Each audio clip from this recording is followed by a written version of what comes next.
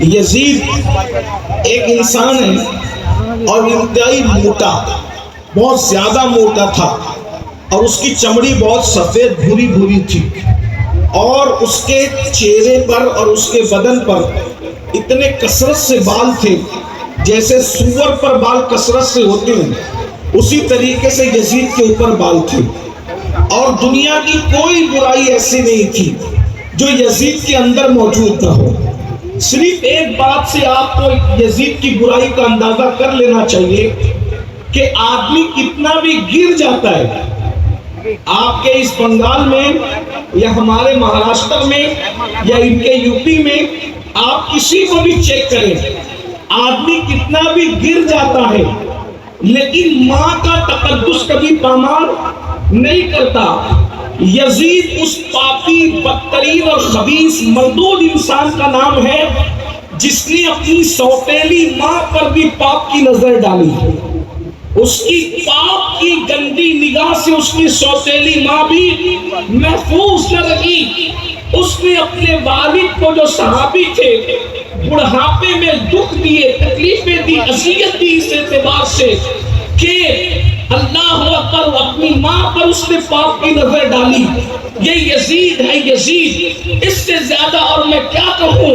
یہ اتنا ہی نہیں بلکہ اس نے کعبۃ اللہ پہ پتھر برسوائے، پتھر مارے گئے کعبۃ اللہ پر۔ اسی طریقے سے اسی پر بس نہیں، رسول اللہ کے روضے کے قریب اس نے جانور، گھوڑے، اونٹ بندھوائے، اور گھوڑے اور اونٹوں نے پیشاب کیا مسجد نبوی کے اندر۔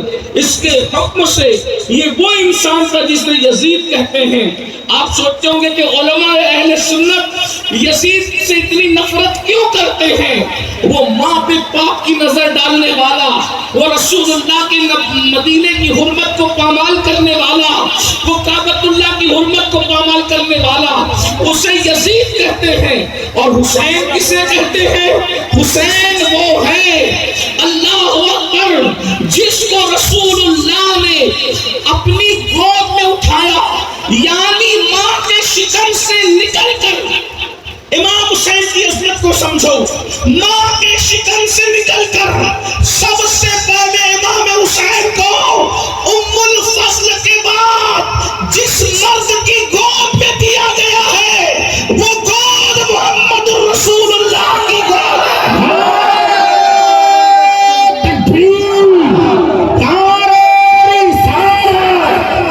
شاید آپ اس عظمت کو سمجھ نہیں پا رہے تو میں ایک جملہ کہوں آپ کے سامنے، اللہ اکبر، نبی کی گود کو سمجھنے کی کوشش کرو۔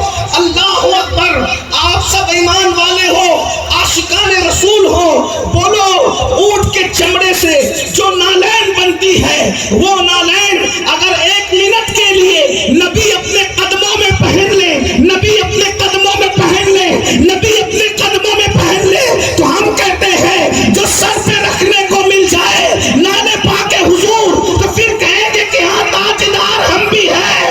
نبی جس کو تلووں میں رکھ لے، نبی جس کو تلووں میں رکھ لے، اس نالین کا مرتبہ اتنا بڑا ہے، تو نبی جس کو اپنی گود میں اٹھاتے ہیں اس حسین کا مرتبہ یا حسین، یا حسین، یا حسین، یا حسین، یا حسین، یا حسین، یا حسین، یا حسین۔ کتنی عظیم ہستی امام حسین، اور اتنے خوبصورت تھے، اتنے خوبصورت تھے کہ علامہ عبدالرحمن جامی اپنی کتاب میں لکھتے ہیں کہ امام حسین اتنے خوبصورت تھے، چہرہ ایسے چمکتا تھا کہ رات کے اندھیرے میں امام حسین کے چہرے کی روشنی میں لوگ جنگل میں رستہ طے کر لیا کرتے۔ سوچے کتنے خوبصورت ہوں گے۔ اسی لیے تو میرے امام نے کہا نا تیری نسل پاک میں ہے بچہ بچہ نور کا، تو ہے عین نور، تیرا سب گھرانہ نور کا۔ غور فرمائے کتنے عظیم ہے۔ اور ایک بات آپ کے سامنے اور کہہ دوں، ارے ہم نے اور آپ نے پہلی غذا کیا کھائی؟ ہمیں پہلا کھانا کھانے کو کیا ملا، پہلی غذا کھانے کیا ملی؟ تو آپ سب کہیں گے کسی کو کھجور مولانا نے چبا کر کے ہمارے منہ میں ڈالی، کسی کو شہد چٹایا گیا، یا کھجور منہ میں ڈالا گیا، یا شہد چٹایا گیا، یا زیادہ سے زیادہ اور کچھ میسر نہیں تھا تو ماں کا دودھ ہی پلا دیا گیا۔ کوئی پہلی مرتبہ دودھ پیتا ہے، کوئی شہد پیتا ہے، کوئی چبائی ہوئی کھجور کھاتا ہے، لیکن میرے مولا، میرے آقا، میرے مرشد، میرے امام حسین کی عظمت کو دیکھو۔ جیسے ہی رسول اللہ کی گود میں آئے، ابھی حسین نے کچھ کھایا نہیں، کچھ پیا نہیں، رسول اللہ نے اپنی گود میں لیا اور نبی نے اپنی زبان امام حسین کے منہ میں دے دی، اور امام حسین اپنے نانا کی زبان کو ایسے چوس رہے تھے جیسے بچے ماں کا دودھ پیا کرتے ہیں۔